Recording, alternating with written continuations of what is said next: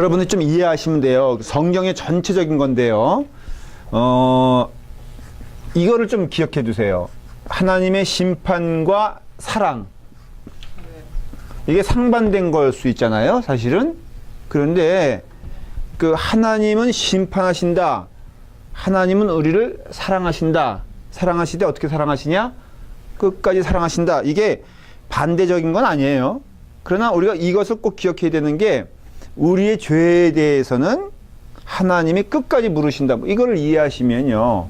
믿음 생활은 결국은 두 가지, 한 가지인데 이거 다 하나님께 무릎 꿇는 삶. 뭐 쉽게 말하면 이건데 나타나는 행태는 두 가지예요. 하나님의 사랑에 감동하며 기뻐하며 살아가는 삶이고요. 또 하나는 죄 죽임이에요. 죄 죽임. 그러니까 하나님 앞에 우리가 그 회개하는 삶이라 그럴까?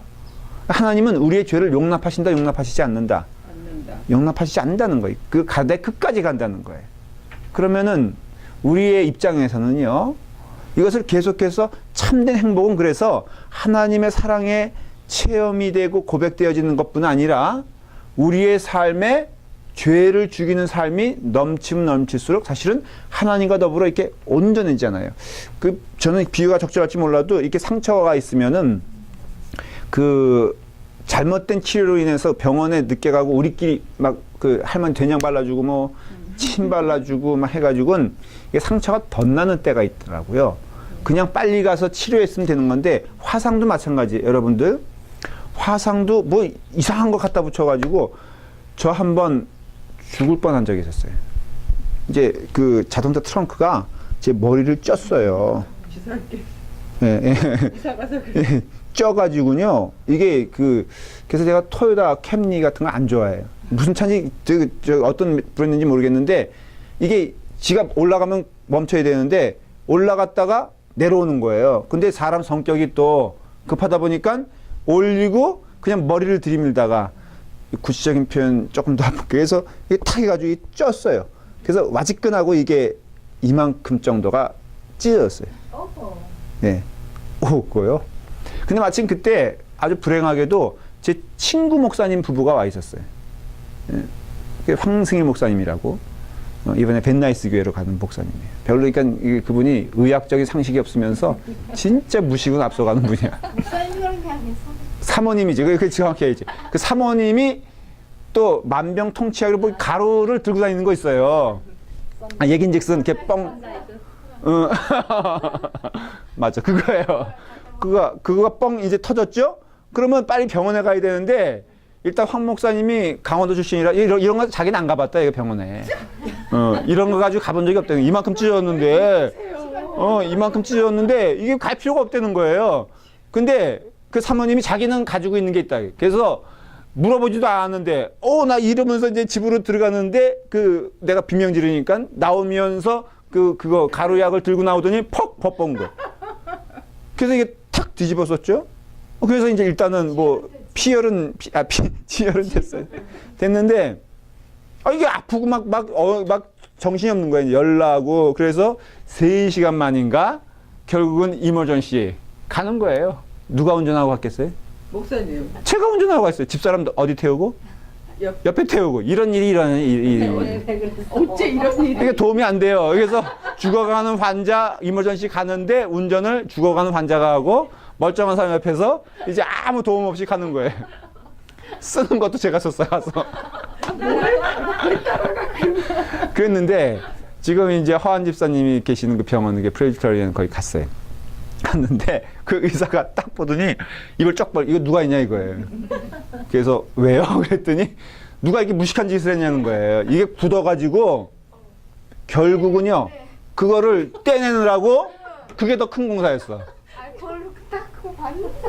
그래서 그냥 생쌀을 그 시멘트처럼 굳어가지고 그거를 알코올로 녹여가지고 그것도 또 벅벅벅 긁어내. 그러니까 생쌀을 긁어내서 결국은 되는 건데 쉽게.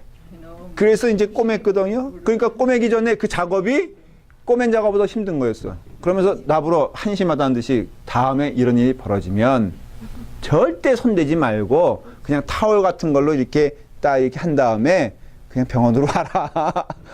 아, 그래서 내가 아주 야만인 취급을 당했는데, 그게 배보다 배꼽이 더 큰 경우 같아. 네. 이게 무식하면 안 되잖아요. 이게 덮는다고 되냐, 이거예요. 어? 근데 우리 신앙생활도요, 저는 그렇게 믿어요. 점점 제가 영적으로도 깨닫게 되는 것이, 죄 문제 해결하지 않으면은, 아무리 내가 하나님께 열심을 내고, 우린 근데 어리석게도 그렇게 살아요. 우리의 죄 문제는 보려고 하지도 않고, 인정하지도 않고, 내가 하나님 이렇게 열심히 봉사하는데, 하나님, 내가 이렇게 정말로 헌신하는데, 어떻게 사람들이 이럴 수 있으며, 하나님조차도 이럴 수 있습니까? 라고 하면은, 그게 지금 오늘날 우리 현대교회가 가지고 있는 교회적인 문제고요. 교회도 죄를 덮어놓고, 그리고 다른 걸로 자꾸 하나님과 딜을 하는 경향이 있어요. 또 하나님은 사랑이시다. 막 이런 말로. 그런데, 존 오웬 목사님이 아주 좋은 책을 썼어요. 그게 뭐냐면은, 죄 죽임의 교리라는 책을 썼어요. 근데 이게 그냥 나온 게 아니라요. 이 청교도 시대 때 그 신앙관은 뭐냐면요. 이 죄 죽임에 대해서 굉장히 민감했어요. 그래서 이 존 오웬 목사님인가 에드워드 목사님도 비슷하게 했던 것 같은데 교인들을 1년에 한 번씩 상담합니다. 그게 신방이에요. 근데 집으로 가는 게 아니라 사무실로. 여러분도 교무실에 끌려가면 약간 좀 분위기가 좀 다르지 않아요? 그러니까는 딱 그 사무실로 딱 끌고 와가지고요. 물어봐 계속. 당신은 구원관이 무엇입니까? 당신은 구원받은 것을 확신합니까? 교인들이 장로님이고 다 그러면 가서요. 꼬박꼬박 대답해야 돼. 그리고 당신의 죄에 대해서는 당신은 어떤 이해를 가지고 있습니까? 이와 같이 그래서 이게 왜 필요하냐면요. 이것에 대한 분명한 이해와 자기의 삶이 있다면은 이게 아까 말했죠. 그게 있는 이상은 의사가 거기다 아무리 덧붙여도 그래서 화상 입은 환자들도 딱 가면 맨 처음에 하는 게 뭔지 아십니까? 닦아내는 정도가 아니에요. 완전히 벗겨내요. 빼빠로 그냥. 왜냐? 이게 있으면요. 여기 아무리 치료를 해도 이게 있는 이상은 이게 안 되는 거예요. 하나님의 사랑도 좀 그렇게 믿어요. 우리 하나님과 돈독한 관계도요. 왜 하나님 어디 계십니까? 뭐 안 보입니다. 가만 생각해 보면 내가 하나님 앞에서 그래서 정결이 중요한 거예요. 성결이 중요한 거예요. 홀리 라이프가 우리한테 지금 없어졌어요. 그래서 문제가 되는 거예요. 왜 하나님과의 그 깊은 관계가 형성이 되지 않을까? 대체 이유가 무엇일까? 저는 확신하건대 이 부분이라고 생각해요. 나를 깨끗하게 하지 않는 거예요. 더러운 상태에서 자꾸 마치 어린아이가 꾸정물에 잔뜩 들어가가지고 완전히 그런데 엄마 안아줘 그러면 엄마가 안아주냐 이거예요. 응? 그러니까 점점 멀리 가는 거지. 그것처럼 지금 이 예언서에서 말하는 내용들이 그런 내용들이에요. 사실은 이게 어떻게 이해해야 되냐면요. 나온 모든 그 어떤 그 예언서가 사실은 하나님의 심판에 대해서 말하고 있는 건 사실이에요. 근데 심판은 하나님의 사랑의 표현인 것을 알 수가 있고 너희가 죄 가운데 회개하지 아니하고 온전히 돌아오지 않으면은 너희는 심판받을 자가 되지 하나님의 사랑의 영역 안에 거할 수 있다 없다라는 걸 얘기해 주는 거예요. 이것이 하나님의 사랑의 표현인 걸 알 수 있어요. 그래서 이 예언서를 그냥 지나가는 얘기로 꺼내면 안 되고요. 우리가 그걸 잘 기억해야 돼요. 목사님, 죄 죽음의 교리가 존 웨슬리예요? 존 웨인이라고 했어요? 존 오웬입니다. 존 오웬. 예. 존 웨슬리 목사님은 이런 거를 다룬 적은 없어요. 특별히 이 청교 목사님이죠. 그때는 신학자가 목사님이었어요, 다. 그래서 교회 신학이 사라지면 안 돼. 그런 의미에서는. 옛날 그 청교도 시대 목사님은요, 목사님 수준들이 다 학자예요, 학자. 존 웨슬리 목사님도 사실은 학자예요, 학자. 그러니까 성경을 그때가 가장 그 신앙적으로 봤을 때 깨끗하고 아름다웠던 시대라고 그러거든요. 역사적으로. 이건 딴 얘기지만 그때는 성경을 연구했어요. 성경에 대해서 표현하자면 박식했어. 그러니까는 성경과 떨어진 믿음은요 절대로 형성이 안 되는 것을 알 수 있어요. 이건 존 웨인은 특별히 죄 죽음의 교리에 대해서 유명한 사람이에요. 영국의 대표적인 사람이 존 웨인과 존 웨슬레예요. 자, 그럼 뭐 다음에 얘기하고요. 나옴이란 이름 자체가 뭐라 그랬어요? 혹시 기억나세요? 위로죠. 그러면은 여기서 말하고 싶은 이름을 이제 해석하면서 얘기하면은 참 위로는 어디서 옵니까? 예? 예. 사실은 그게 아니에요. 참 위로는 회개하는 삶에서 온다는 거. 말했잖아요. 지금 초점이.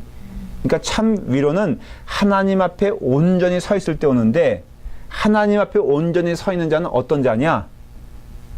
위로, 그러니까는 그 회개하는 자라 이거. 왜? 하나님은 어떤 영이세요? 성결의 영이시잖아요. 하나님에게서 거룩하니 너희도 뭐라고 요구하십니까?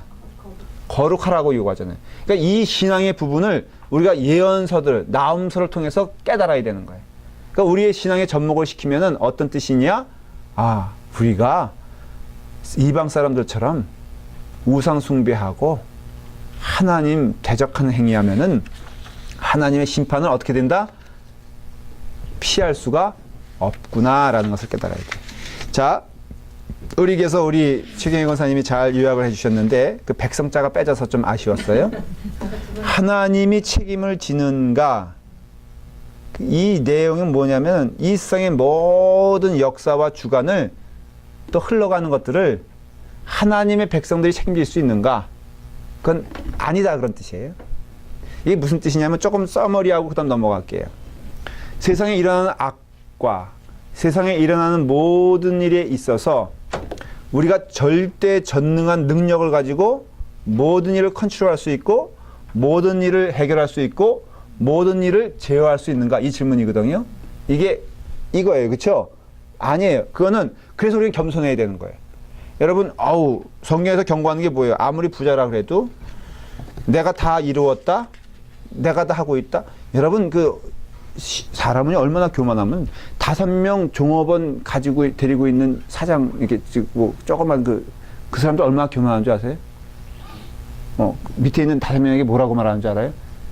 뻑하면 그래. 니들이, 응? 나 없으면은 다 굶어 죽을 것들이. 나 이렇게 얘기하는 사람 봤어. 여러분, 너무 무섭지 않아요? 다 이루었을까? 어저께 뉴스 보는데 제가 깜짝 놀란 거는요. 우리 50억 재산가가 있더라고, 미국에. 50억 달러. 누구게요? 한국에서요? 네. 몰랐죠? 이게 Forever 21이라고. 이 사람 이 홍보하는 거 아니에요. 근데, 이렇게 부자예요? 캘리포니아에서, 그래봤자 캘리포니아에서 20번째인가? 19번째인가? 그렇더라고요. 그러니까 워낙 부자들이 많은 거야. 여러분, 50억 달러 그러면 상상이 돼요? 우리한테 거기에 한 100분의 1만 줘도 50억이에요. 잘 모르겠다. 하여간에 5억이에요. 5억이지, 아니에요. 5천만 5천만이? 달러. 야, 그것만 있어도. 5천만 최경주 씨가요, 가끔 이렇게 골프 투어 하다가 독실한 교인이니까 주일 되면 꼭 예배 드린대요. 근데 그러면 상금 받았잖아요. 그러면 거기에 10분의 1을 그 교회 방문하는데 이렇게, 달라스가 뭐건 그 방문하는 교회도 우리 교회 옆에 골프장 없는 게 너무너무 안타까운 거 있지. 이렇게 입으면 절대 권력이죠. 어떻게 보면은 사람들 마인드가요, 말한 대로 내 밑에 한 명만 있어도 얼마나 그 마음 가운데 내가 뭘 할 수 있다라는 것이 있는지 몰라요. 내가 책임질게. 그래서 우리가 성경적으로 책임지지 못할 말을 쓰면 안 돼. 내가 책임질게. 내가 정말로 여기에서 뭘 할 수 있어. 이게 성경적으로 말하면 아니에요. 지난번 강의했기 때문에 제가 길게 얘기하진 않겠어요. 하나님의 백성이 책임질 수 있는 건 아무것도 없다는 거예요. 죄로 물드는 이 세상도 어떤 의미에서는 우리가 제어할 수 있다 없다.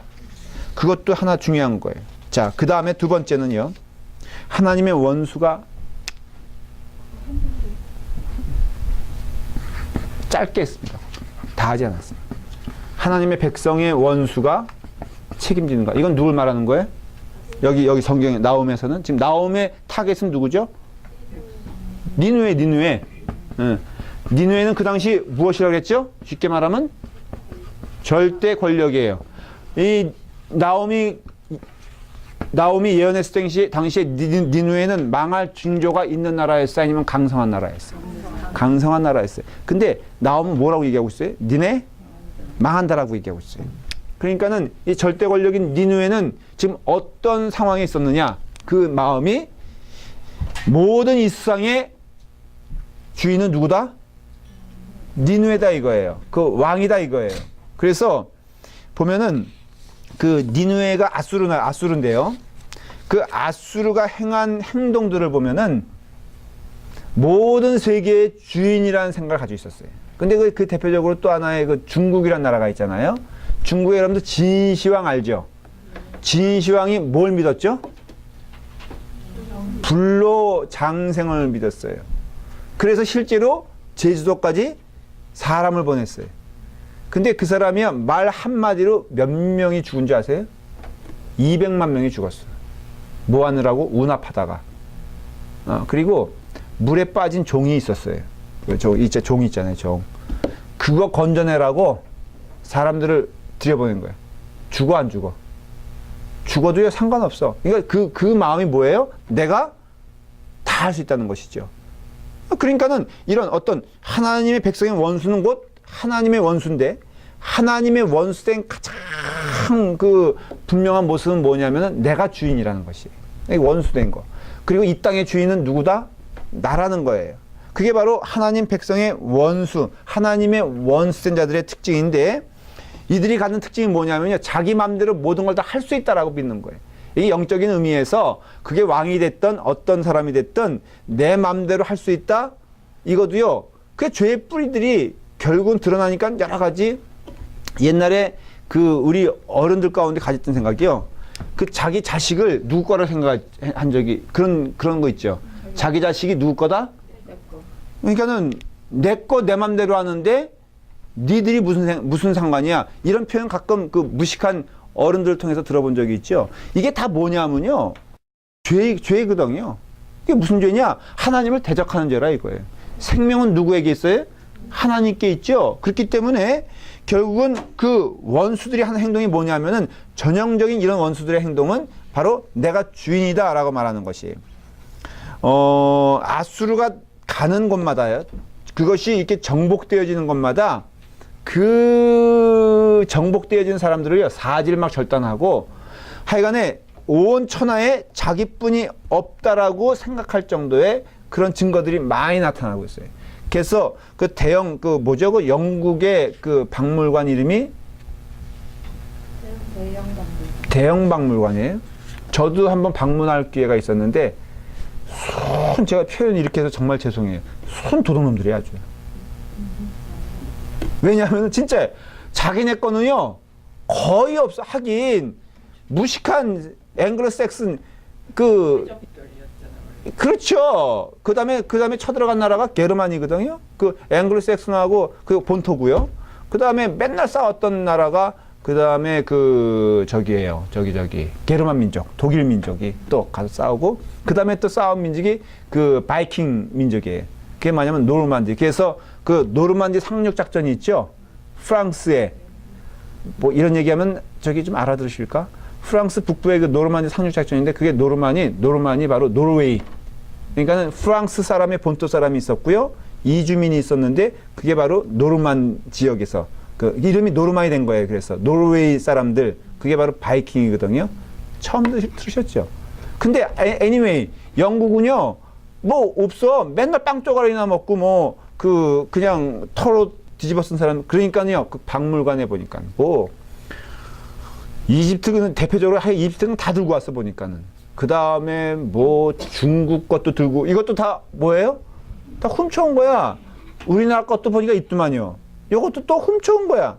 그러니까 다 훔쳐와서 거기에 잔뜩 해놨는데, 아수르에 대한 또 저기도 있어요. 근데요, 이렇게 보면 부조 같은 거 있잖아요. 그림 같은 거 보면 아수르 민족이 얼마나 다른 민족에 대하여 잔인했는가를 볼 수 있어요. 근데 그것은 뭘 의미하냐면요, 바로 내가 이 땅의 신이다라는 것이에요.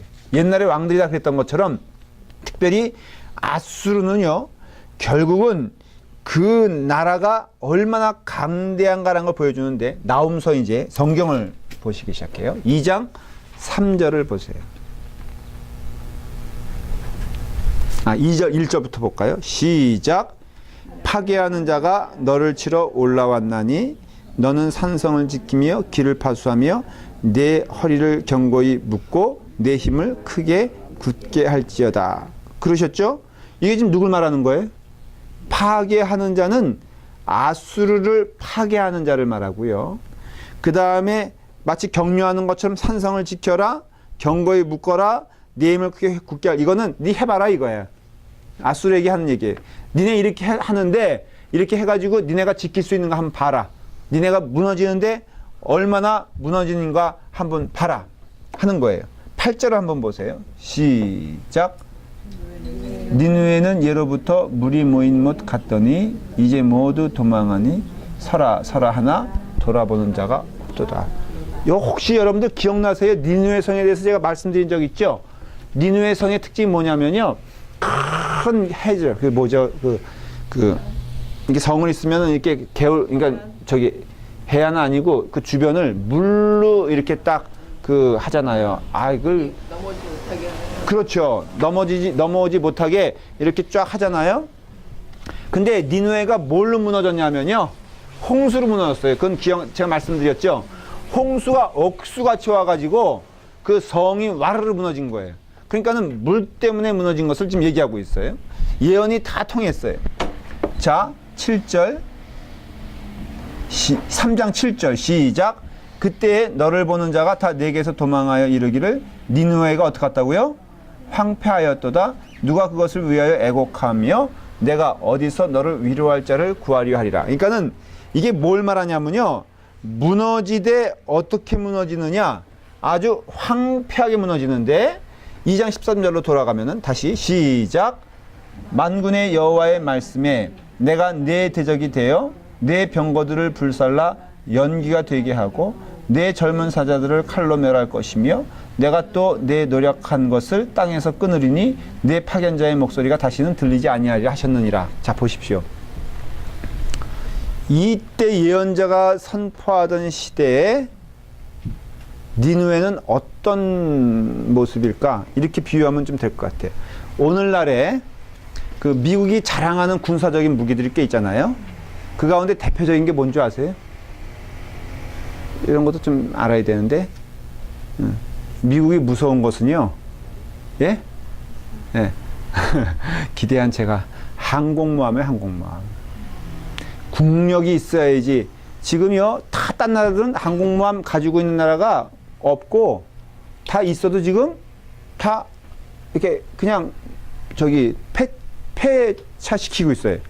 왜냐하면 이게 유지비가요, 여러분, 항모 하나가 뜨는데 부속 함정들이 25쪽 떠요. 몰랐죠? 그게 혼자 가는 게 아니에요. 이게 항공모함 딱 한 대가 가면요, 사방에 호위함들이 있고요, 밑에는 잠수함이 6대인가 7대가 쫓아가요. 또 위에는 딱 지키고 있어요. 마치 이게요, 한 요새를 보는 것 같은 거예요. 자, 물어볼게요.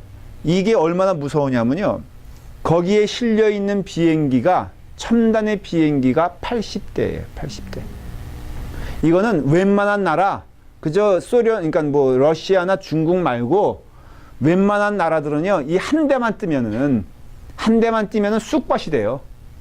북한도 사실은 저렇게 뭐 몇백 대 전투기라 그러지만은 실제로는요, 항공모함 한 대가 돌격을 하면은 북한의 기술로는요, 이 한 대에서 쏟아져 나오는 비행기를 막을 수가 없어요.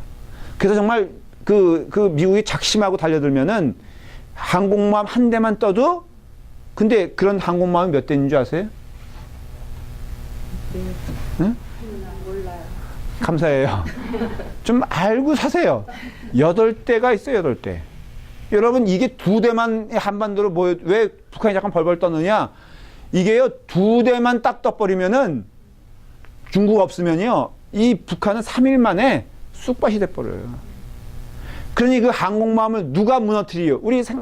누가 뚫고 가리요? 거기에 세상에 밑에는, 바다 밑에는 잠수함들이 쫙 펼쳐 있고, 호위하는 그 함정, 그 한 대당이요, 그게 이지스함이라는 것인데, 이 한 대, 그러니까 호위하는 한 대가 한반도 전역의 비행기가 뭐 얼마나 헬리콥터가 못 뜨는 거 다 볼 수 있어요. 눈금 뜨듯이. 있죠? 그 한 대가 이게 무서운 거예요. 그런 게 사방에 지키고 있죠? 잠깐 비유가 길어지는데, 여러분, 이 항공모함을 누가 무너뜨릴 수 있어요? 노바디죠? 상상이나 하겠어요? 근데 하나님 말씀하세요. 이거 무너진다, 안 무너진다? 이거 무너진다는 거예요. 이게 사실은 지금 미국이 가는 길이라는 거예요. 어떤 의미에서는. 그러니까는 지금 이 예? 뉴스 중국이 미국의 그 미사일 그 해킹 그거 시크릿을 갖고 있다고. 예, 그럼 첨단에 또 정보를 들려주셔서 감사해요. 주제와는 상관이 없는 얘기지. 그러니까 지금 제가 이게 왜 설명하냐면 니누에가 그 당시에 그 정도. 우리가 솔직히 미국의 그 뭐 항공모함이라든가 아니면 모든 것이 공격당할 것 같아요. 솔직히 우리 머릿속은 뭐 그럴 수도 있겠지만 우리 심정적으로는요. 네버 일어나지 않을 거다. 우리 생각한다고요. 근데 이전에 영국이 그런 생각을 가지고 있었어요. 그래서 영국은 뭐라 그러죠? 아주 엉뚱한 얘기했죠. 해가 무슨 해가 앉으긴 지금 쫄딱만 해가지고 지금 한국보다 어떻게 보면 위험한 못 살게 나라가 영국이에요, 여러분들. 한국이 대단한 나라라고 지금. 근데 한국 사람도 얼마나 더 교만해졌어? 미국 교포알기를요. 우리 한국 가면은 정말 내가 말을 안 해서 그렇지. 예, 티가 난다니까. 권사님 그런 경우 내가 알고 있는 사람은 롯데호텔 갔다가 면박당했다는 거 아니에요. 딱 보더니 교포시죠? 딱 그러는 거예요. 그 프론트데스크에서. 어떻게 하세요? 그랬더니 미국에서 오셨죠? 딱 그런. 근데 그 다음에는 약간 미소가 이상하게 변하면서 물어보질 않더래요. 나중에 가만히 생각해보니까는 이게 완전 무시당한 거라. 아니 뭐 자꾸만 이런 얘기하면 그런데 저기 영국 망했죠? 그 전에 중국 망했죠? 뭐 안 망한 나라가 있어요. 프랑스 망했죠? 지금은 미국이 저긴데 미국 이제 망한다고요. 저주하는 게 아니라 여러분 세상을 의지하지 마십시오. 니누에 안 망한다? 지금 철저히. 근데 무서운 것은요. 누가 망해뜨리느냐? 13절에 보니까 만군의 2장 13 만군의 여호와의 말씀에 내가 무슨 대적이 된다 그랬어요? 너의 대적이 된다 그랬어요. 이게 무서운 말이에요. 그러니까 아수르가 얼마나 그만큼 타락했는 걸 알 수 있어요. 근데 그 타락의 초점이 누구냐면은 하나님인 거예요. 여러분 세상에 교만이 쌓이면요 결국은 그게 누굴 향하게 되냐면은 하나님께 향해 있다는 거예요. 자 보십시오. 인간의 가장 타락된 상징이 바벨탑이거든요. 바벨탑은 왜 쌓았습니까? 하나님을 내가 하나님 그게 무슨 영적으로 무슨 뜻이냐면요. 내가 하나님과 같이 높이려다는 뜻이에요. 그 쌓은 게 탑을 쌓았다는 게 오늘날 그래서 어떤 사람들은 조금 영적으로 이렇게 해석한 사람이 있어요. 탑이란 탑은 다 없애야 된다는 거예요. 진짜 이게 약간 그 뭐죠? 신앙적으로 말하면 그런 사람들 뭐라 그러죠?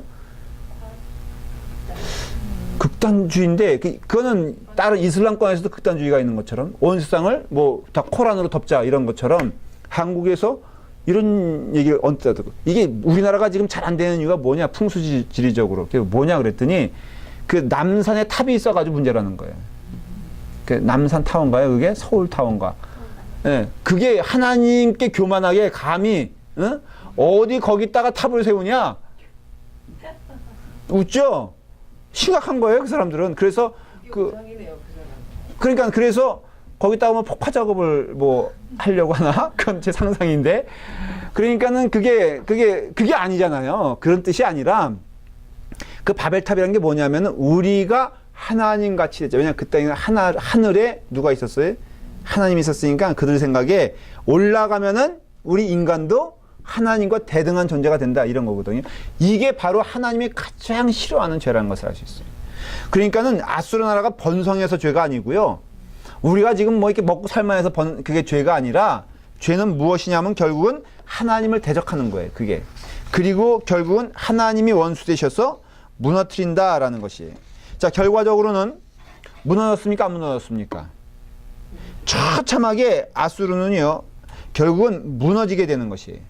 그래서 그 아수르가 애굽에 의해서 멸망이 되고요. 결국은 아수르가 바벨론에서 멸망이 돼요. 그렇기 때문에 우리가 깨닫게 되는 것은 우리의 삶에 있어서 하나님과 더불어 함께 가는 삶에 있어서 2장 2절을 한번 보십시오. 이게 굉장히 우리가 그래서 여기서 질투하신 하나님이 나오는 거예요. 유명한 여러분들 이 말씀 그거 좀 많이 들으셨을 거예요. 자, 시작. 여호와는 질투하시며 보복하시는 하나님이시니라. 같이 읽어봐요. 1장 2절. 이게 유명한 여러분들이 그동안 느끼지 못했지만 많이 인용했던 목사님들이 말씀이 있어요. 시작. 여호와는 질투하시며 보복하시는 하나님이시니라. 여호와는 보복하시되 진노하시되 자기를 거스리는 자에게 여호와는 보복하시며 자기를 대적하는 자에게 진노를 품으시며 3절 여호와는 노하기를 더디하시며 권능이 크시며 벌받을 자를 결코 내버려두지 아니하시느니라. 여호와의 길은 회로 바람과 광풍에 있고 구름은 그의 발에 티끌이로다. 이 말씀이 나온 거예요. 그러니까 여러분들은 이 다 앞뒤 빼고 이 말씀만 많이 들었어요. 그래서 여호와는 누구라 그러죠? 이게 새신자에게는 또 이게 어떻게 보면은 좀 삐딱하게 보는 남편들이 있죠. 우리 재훈 씨도 한번 이거 토론 한번 해보세요. 오늘 집에 가서 목사님께 배웠다 그러지 말고 본인이 스스로 터득했다 그러고 여보, 당신은 질투하신 하나님에 대해서 어떻게 생각해? 우리 한번 신학적인 논쟁을 해보십시다. 그러면은 아마 찔끔하고 놀랄걸? 여러분들이 남편을요 딱 제압을 할 때 이런 거. 그럼 남편은 거꾸로 무슨 하나님이 질투하냐?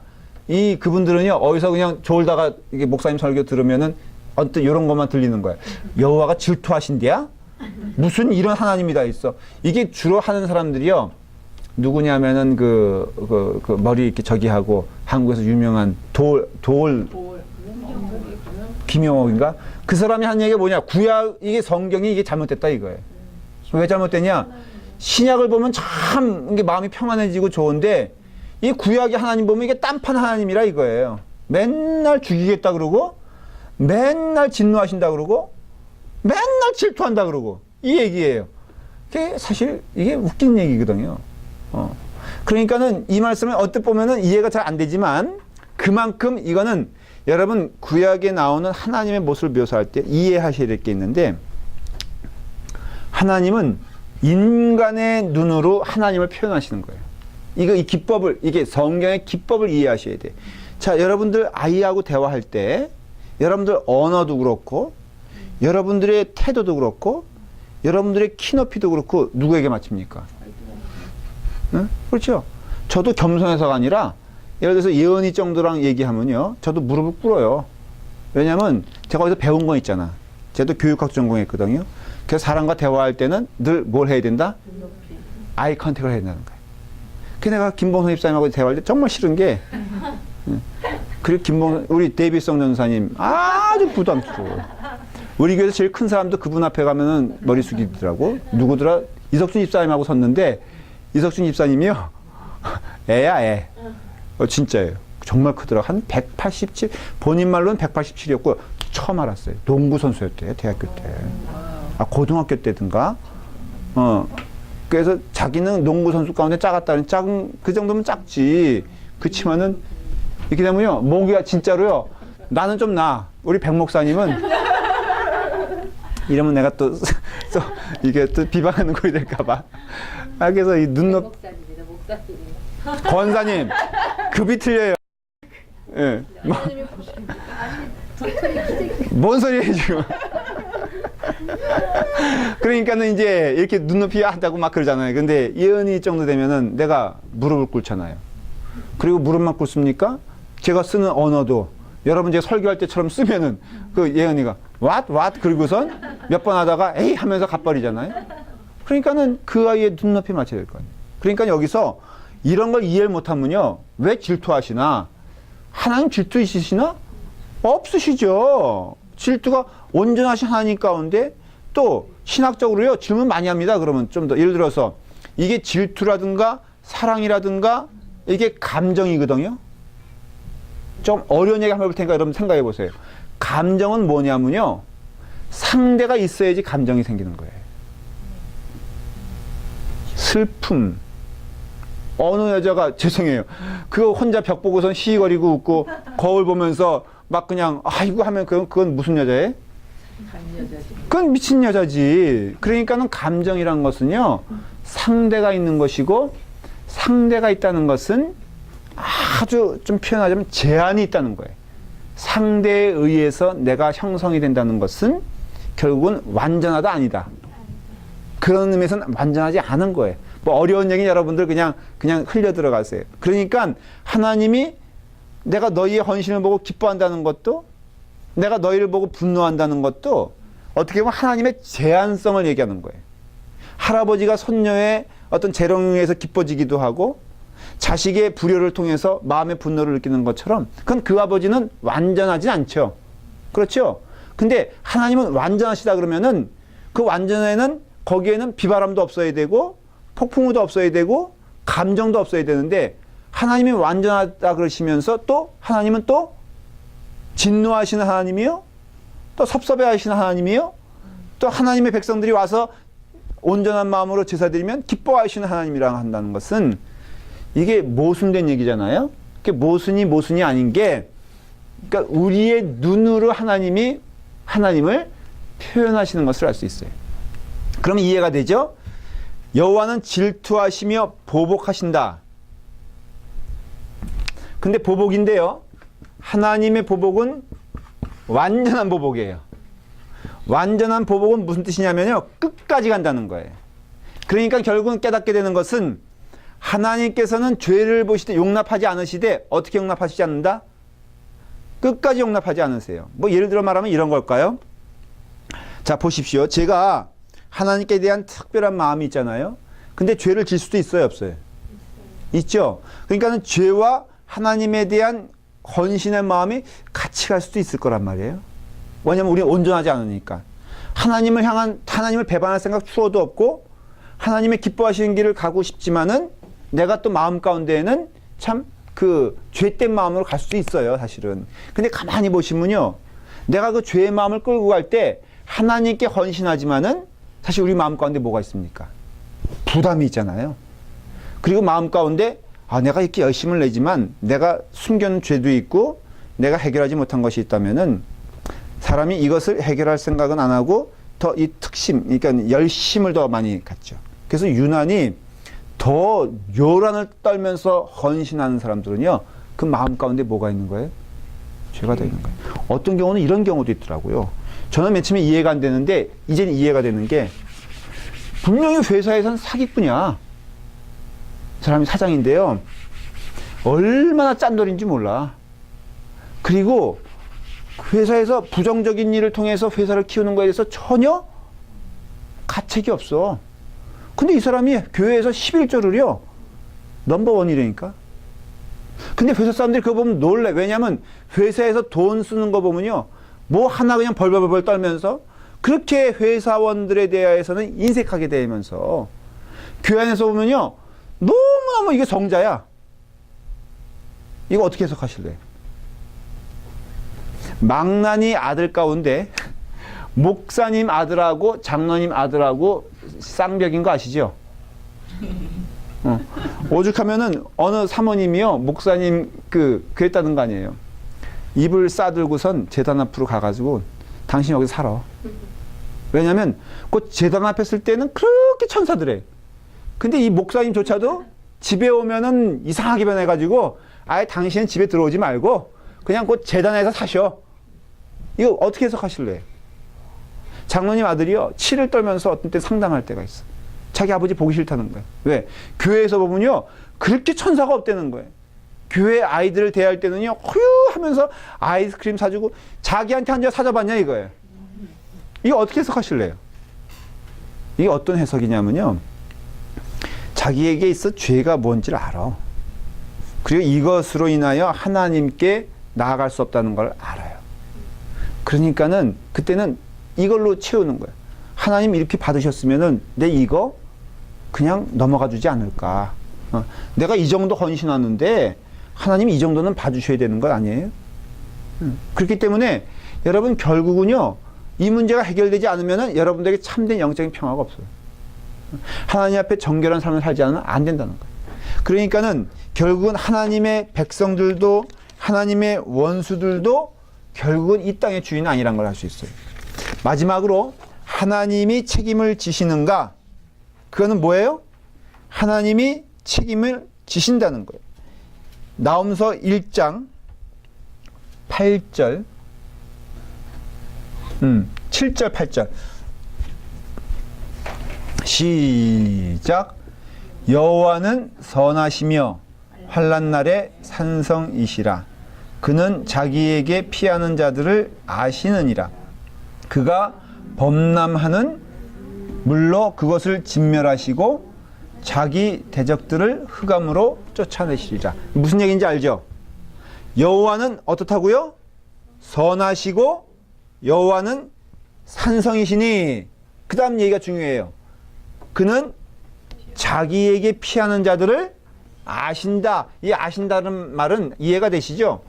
보호해 주신다, 인도해 주신다, 이끌어 주신다는 거예요. 그러니 세상에 피하지 말라는 거예요. 세상 의지하지 말라는 거예요. 또 세상에 악한 자들아 들으라는 거예요. 오직 산성은 하나님이시고 오직 하나님만이 우리를 지키시고 하나님만이 이 땅의 주인이시다라는 것이에요. 그래서 이게 사도 바울은 로마서 8장 32절에 이런 식의 해석이에요. 만일 하나님이 우리를 위하시면 누가 우리를 대적하리요. 이게 똑같은 맥락의 말씀이에요. 다른 말씀이 아니에요. 그러니까 우리 신앙도 결국은 뭘 보자는 거예요? 하나님 보자는 거예요. 여러분, 그래서 제가 좋은 목사라면요, 인격적으로 좋은 목사가 좋은 목사가 아니에요. 좋은 목사라 하면은 착한 목사가 좋은 목사가 아니에요. 그런 의미에서. 좋은 목사라 하면요, 아주 리더십을 가지고 교회를 어떻게 막 멋있게 만드는 게 좋은 목사가 아니에요. 좋은 목사는요, 하나님께 여러분들을 인도하는 게 좋은 목사고, 좋은 목사는요, 하나님께 무릎 꿇게 하는 게 좋은 목사예요. 하나님의 사랑은 우리는 인정해요. 다 알죠? 예수 그리스도의 사랑은 우리는 고백해요. 알죠? 우리 죄에 대해서 그만한 비중을 가지고 하나님을 보시고 있다는 것에 대해서 우리는 인정하고 싶지 않아요. 그렇기 때문에 우리는 방탕한 삶을 살면서도 하나님이 우리를 지켜주셔야 돼요. 이런 태도가 있는데 이게 바로 나음서를 통해서도 아닌 걸 알 수 있어요. 하나님이 내 편 되시려면요, 내가 하나님 편에 서야 돼요. 하나님이 우리의 산성 되시려면요, 그 산성 안에 우리의 몸을 맡겨야지 산성이 되는 거지, 내 뜻대로 내 생각대로 막 살면서 하나님은 나의 산성이라고 말할 수 있다 없다? 없다는 거예요. 세상의 주관자는 하나님이세요. 하나님이 주인이세요. 그래서 정리할게요. 하나님의 백성도 이 땅에 있는 모든 일의 책임자가 아니에요. 하나님의 원수된 자들도 이 땅의 주인이 아니에요. 책임질 수 없어요. 이 땅을 책임지고 이 땅의 주인은 오직 하나님이시다라는, 어떻게 보면 3단 논법. 하나님 백성 아니다, 하나님의 원수도 아니다, 오직 하나님만이시다라는 것이 나음서를 통해서 니느웨라는 아수르라는 나라를 통하여 하나님 예언하시고 말씀하시는 거예요. 그러니까 사실은 예언서 자체가 딱 그거예요. 주께 돌아와라. 호세아서도 그거 아니에요? 그러니까 결국은요, 아주 나음서는 분명하게 얘기해 주는데, 하나님의 백성도 아니고 하나님의 원수도 아니고 오직 하나님이시다라는 것이에요. 우리로 말하면 여러분 신뢰하는 자가요, 교회의 그 어떤 누구가 되면 안 돼. 저는 그래서 제일 어떻게 보면 부담스럽고 좀 듣기 원치 않는 얘기가요, 아우, 나는 정말로 집사님 없으면은 나는 못 살아. 제발 이런 얘기 하지 않았으면 좋겠어요. 그러니까는 조금 의진될 수가 있잖아요. 그런데 우리 적어도 보면은 우리 권사님, 최경영 권사님도 우리 교회 뭐 의지하는 사람 있어요? 없죠? 김동희 목사 혹시 의지하는 거 아니죠? 우리 권혜리 집사님은, 우리 권혜리 집사님은 혹시 김봉선 집사님 의지하는 거 아니에요? 맞아요. 그러면 죽는다니까. 그래서 빈말이라도요, 듣기 좋은 얘기라도 절대 그런 얘기를 하지 마십시오. 뭐 말한 대로 그 김동인 목사님 뭐 이런 얘기 잠깐 제가 농담처럼 하잖아요. 그 농담이 아니고 진담이에요. 여러분, 저를 믿을 필요도 없지만은 제가 여러분들에게 영적 근점에서는 쓸데없는 영향력을 행사할 생각도 없어요. 아, 집사님, 제가요, 집사님의 영혼은 책임지기, 나도 책임 못 지고 있는데 지금 누가 누굴 책임지는 거예요? 아, 나는 장로님만 보고 쫓아가. 여러분, 그 좋은 믿음 아니에요. 권사님이 앞에 본이 되셔야죠. 그게 어떤 면에서는 이해가 되는 얘기지만, 누가 본이 돼? 본은 오직 예수 그리스도 한 분이에요. 그러니까 이게 교회 안에서 사방에서요, 사람들을 의지하고 사람들을 보고 너무 과도하게 목사님에 대해서도, 오늘 제 생일인 거 알고 있어요? 근데 그 오늘은 하지 마세요. 왜냐하면 식상에 너무 많이 생일상을 받아가지고 오늘은 언급을 안 했으면 좋겠어. 참고적으로 카톡에 한 20개는 왔더라고. 아예. 그래서 제가 이거는 농담 삼아는 얘기지만은 너무 교회들이요, 저는 과도하게 제가 그래서 내년엔 정말 하지 마세요. 그 신혼부부도 아닌데 그거 뭘 앞에다 거기 둘이 딱 앉혀놓고 촛불 켜고 뭐 꽃 해놓고 제가 그 마음은 이해되지만 정말 저는 그거 불편해요. 하지 마세요. 다음부터 하려면 좀 깨끗하게 더 하든가. 단이 뭐야? 똑같이 좀 높이 해놓고. 응? 아니 지금 경찰관 대접하던 수준으로 하라 그 말씀이죠. 그래서 그 즐거운 마음을 하는 건 좋은데 교회가요. 저는 한국 교회 가서 정말로 이건 이제부터는 사족이니 뭐 시간 뭐 낭비한다고 생각하셔도 돼. 정말 보기 언짢았던 거는요. 목사님들이 너무너무 이상하게 제가 비판적인 눈으로 보려고 한 게 아니라 교인들이 뭐 목사님 지나가면요. 홍해가 갈라듯이 쫙 갈라져. 우리 교회 같은 모습이 우리 교회는 막 막잖아 서로. 쫙 갈라지죠. 뭐 식사 시간에도 보면요. 이건 뭐 왕이 그런 왕이 없어. 저는 이거에 대해서 경계하고 경고합니다. 망하는 거예요. 우리 교회가 얼마나 정도 규모가 클지 모르겠지만 저는 미리 얘기하지만요. 그런 거 없었으면 좋겠고요. 저뿐 아니라 성도들 간에도 제가 장로님들에게 얘기하는 게 있어요. 장로님들 장로 대접 받으려고 하지 마십시오. 어차피 우리 10년 하면은 다 은퇴합니다. 이때 정말 하나님이 기뻐하시는 일 해놔야지 이때 엉뚱한 일 하다가 나중에 큰 곤욕 치르지 마십시오. 이런 얘기를 합니다. 그래서 하나님 백성도 아니고요. 하나님은 원수도 아니고 이 세상의 주인은 하나님이시며 우리는 하나님께 나아가고 하나님이 우리의 보장 되신다. 그게 바로 예수 그리스도를 통하여 구원을 온전히 이루셨기 때문에 우리는 하나님의 백성인 것을 말해주는 거예요. 기도하겠습니다. 아버지 하나님, 우리 나음서를 통하여 주시는 하나님의 말씀을 저희가 오늘 마음 가운데 새겨두길 원하옵나이다.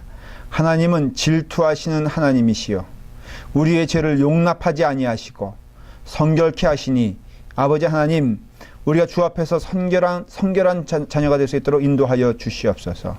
죄를 두려워하며 회개하며 하나님 앞에 나아갈 때마다 정결한 영혼으로 나아갈 수 있도록 인도해 주시고, 하나님은 환난 날에 우리의 산성이시요 우리의 피난처시요 우리의 모든 것 되시오니 아버지 하나님, 주님 앞에 무릎을 꿇고 겸손히 주님과 함께 동행하며 하나님 따라가는 주의 자녀 될 수 있도록 축복하여 주시옵소서. 예수님의 이름으로 기도드리옵나이다. 아멘.